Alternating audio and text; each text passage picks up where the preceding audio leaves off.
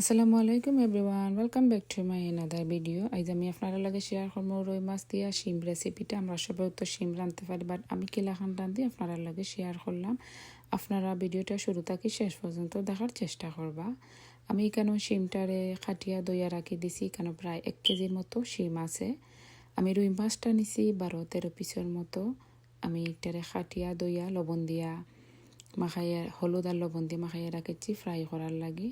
আমার প্যানটাও গরম হয়ে গেছে, আমি পরিমাণ মতো সয়াবিন তেল দিছি। এখানে 2 টেবিল চামচের মতো আমি পেঁয়াজ অ্যাড করছি, 1 টেবিল চামচ রসুন দিছি, 1 টেবিল চামচের মতো আমি হলুদের গুঁড়া দিছি, 2 টেবিল চামচ ধনিয়ার গুঁড়া অ্যাড করছি, মরিচের গুঁড়া আমি 2 চামচের মতো দিছি। আপনারা চাইলে কম বেশি করবা। আমি মশলাটার মাঝে আর কোনো পানি অ্যাড করতাম নাই, আমি ওটার মাঝে উঠা নাইমো। আমি মিডিয়াম লো হিটে রাখি আস্তে আস্তে খালি লাড়ি সারিয়া দিমো।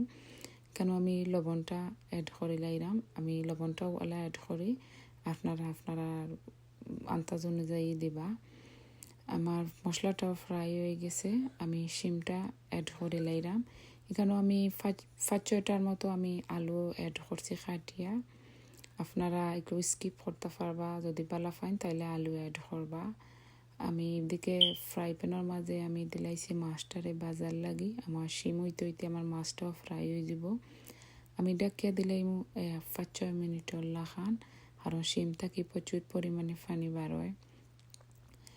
শিমটা থাকি অনেক বেশি পানি বার হয়েছে। আমি আরও কিছু সময় একটারে লাড়িয়া সারিয়া দিব। মিডিয়াম লো হিটে রাখিয়া রান্নার চেষ্টা করবা, জেলা সবজিটা না ফুড়ে। আমি আরও কিছু সময়ের লাগি ডাকিয়া দিলাইমু, জেলা শিমটার পানিটা একটু টানিয়া তেলটাও বাসে যায়। আমার একটা টানিয়া ইচ্ছে শিমটা, তেলটাও বাসে গেছে। আমি এখন কিছু পানি অ্যাড করে লাইমু শিমটা সিদ্ধ হওয়ার লাগে।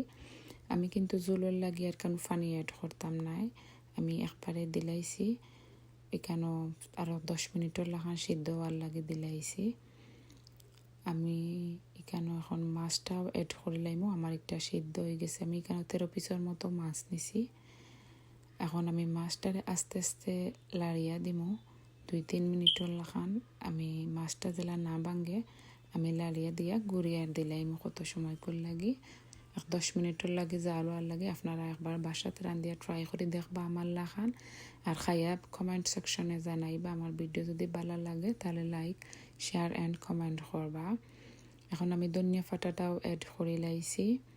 আমি এখন আস্তে আস্তে একটারে লাড়ি সারি দিয়া ডাকিয়া দেখবো আমার শিমটাও কিন্তু অলমোস্ট হয়ে গেছে। আপনারা জানাইবা কমেন্ট সেকশনে কিলা হয়েছে।